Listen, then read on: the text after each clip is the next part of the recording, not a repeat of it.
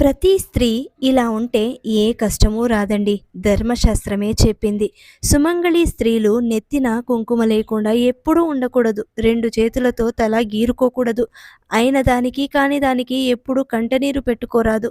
ఇది దరిద్రమును తెచ్చిపెడుతుంది. ఒక ఆకులో వడ్డించిన దానిని తీసి మరొక ఆకులో వడ్డించకూడదు.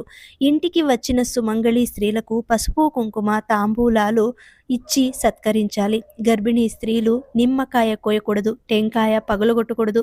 గర్భిణీ స్త్రీలు గుమ్మడికాయ కొట్టకూడదు. సూర్యోదయం పూర్వమే ఇంటి ముందు కల్లాపు చల్లి ముగ్గులు వేయడం వలన లక్ష్మీ అనుగ్రహం కలుగుతుంది. మీ ఇంట్లో ఇలాంటి పనులు చేయడానికి మనిషి ఉన్నా ఇంటి యజమానురాలు చేయడం వల్ల లక్ష్మీ లోగిలిలోకి రావడానికి సిద్ధపడుతుంది. చేతితో ఎప్పుడు అన్నం కానీ, ఉప్పు కానీ, కూరలు కానీ వడ్డించుకోకూడదు. ఏ వస్తువైనా ఇంట్లో ఉండి కూడా లేదు అని మాత్రం అనకూడదు. నిండుగా ఉంది అన